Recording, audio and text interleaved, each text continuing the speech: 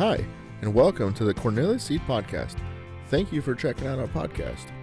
Established in 1935, we're an American-owned and family-owned independent seed company. And we're excited to partner with you in our new podcast by bringing you 5 generations of agricultural experience and decades of industry expertise. In our podcasts, you can expect to gain valuable and timely information to aid you in making decisions for your operation.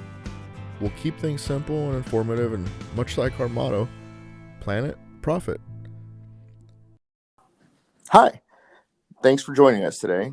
This is Juan, Cornelius Seed Innovation Lead, and today we have Craig Allaman, our lead agronomist. Welcome, Craig. Thank you.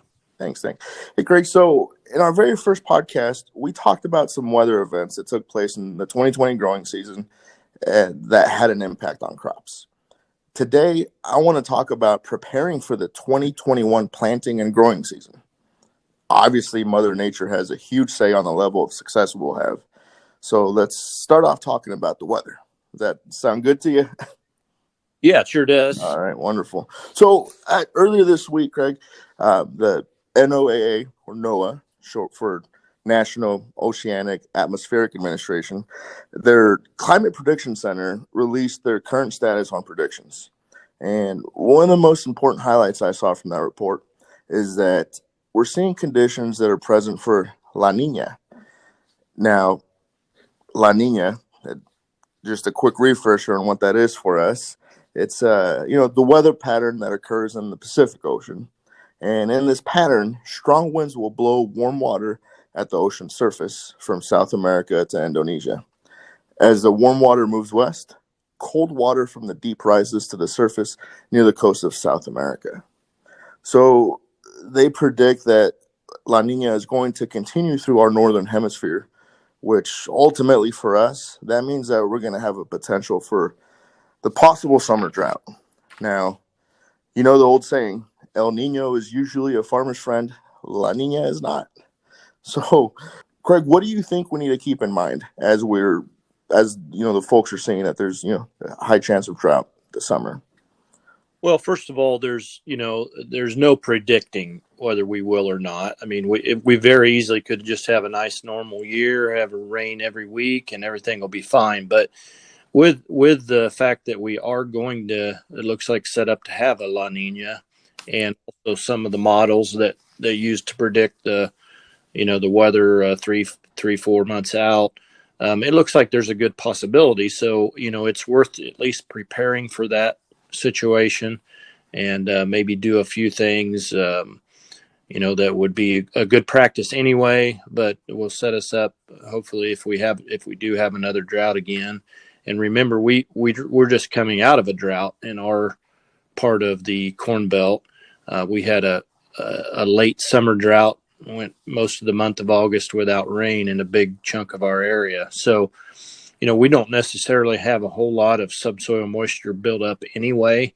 And so if we stack another drought 2 years in a row, we could see some pretty significant tough situations across the Cornelius footprint. I'm sorry, just a quick question on that then. Sure. How does that relate to planting early? Well, just common sense. If you think about the earlier you get planted, the earlier that crop can get set up and into the reproductive stage. And just year in and year out, we're going to be hotter later in the summer. So if you can get the crop up and going and maybe get into the reproductive and get some grain field done before you get the extreme part of a late summer drought,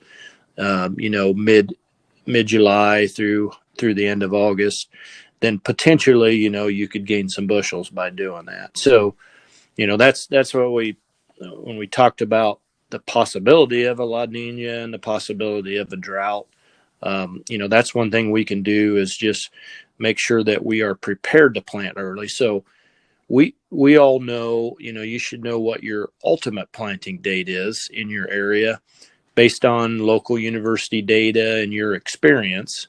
But, I think it's really year in and year out, but especially a year like this, it's important to be ready at least 2 and preferably 3 weeks ahead of what your normal planting date would be. And then we just simply watch the temperatures, and we watch the soil moisture and the forecast then.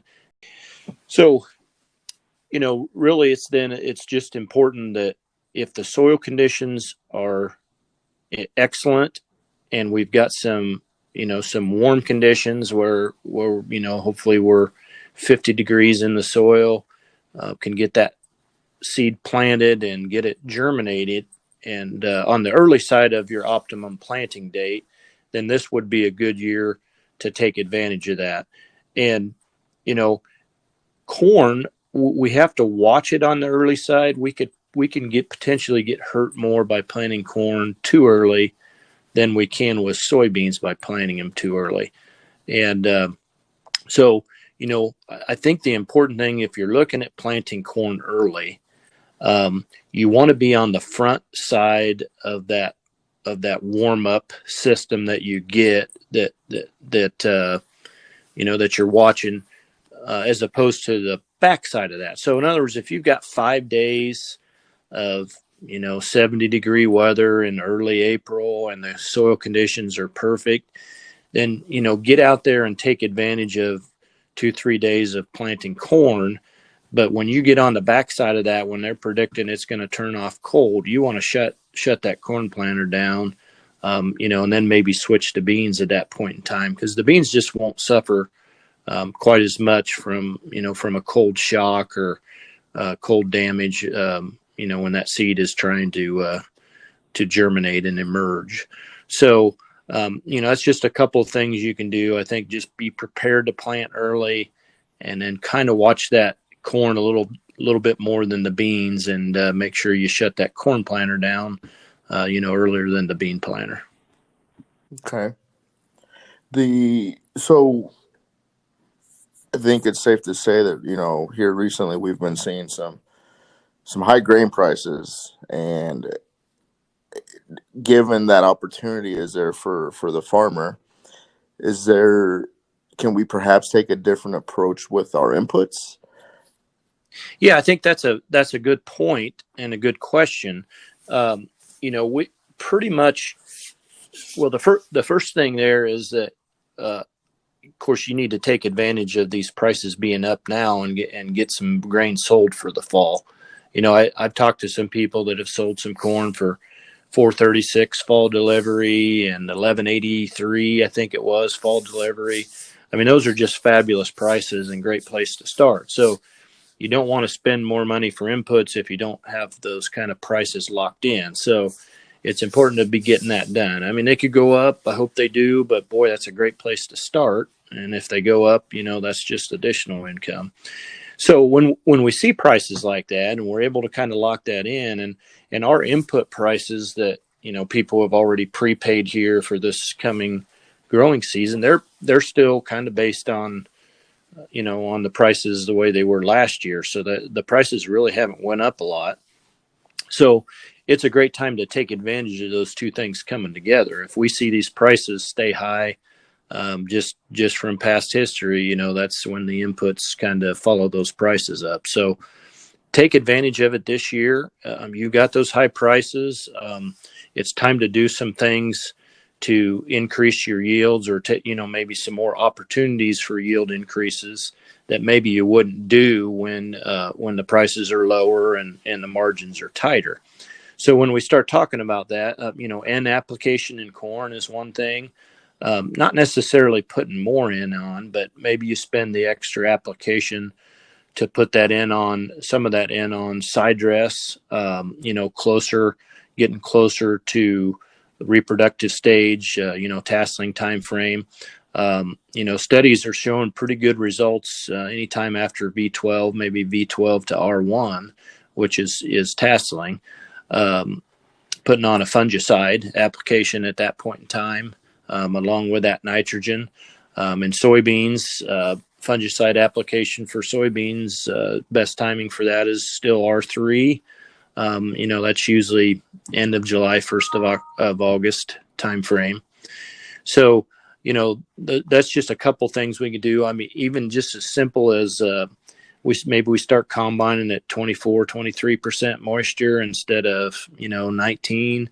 We'll get less shelling at the head, but we're going to get higher yields that way, because we have a few extra dollars now to spend on drying that corn down. So that's just some simple things you can do. There's lots of other inputs. People sometimes play with some foliar fertilizer type things, but those are the big ones, kind of getting that end application split out and getting it closer to tasseling, and then fungicide on the corn and the soybeans. That can gain you some bushels, and if the bushels are worth more, then you'll at least get your return, or hopefully you'll make a nice profit from that as well. Absolutely.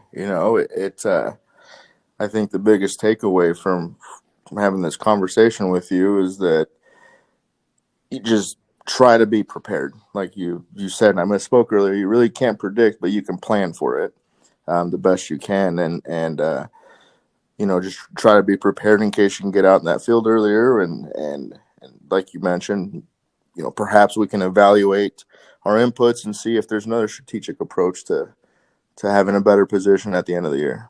Yeah, and that's just a real good way to sum it up. And again, I hate predicting a drought, because I've heard that done a lot of times through the years, and it doesn't come to fruition. But we do have, we know the temperatures out there in the ocean are to a point where we're going to have a La Niña most likely, and that again, the subsoil moisture is already pretty low in our footprint. So, we're in that position that we need to at least think about that and control what we can control with that. And early planting, I think, is one thing, just so we can get that crop hopefully matured before we get into some of that extreme drought at the end of the summer. Perfect. Well, that's kind of what I wanted to chat about today, Craig. I appreciate your time, and I know we made a quick one here today, but we want to make sure we're just sharing, timely and valuable information to our listeners and to our folks that got a chance to listen. Thanks for joining us, and don't forget to like our podcast and subscribe to it. And if you have a chance, hop on over to Instagram and check out some of the pictures we've been sharing here lately.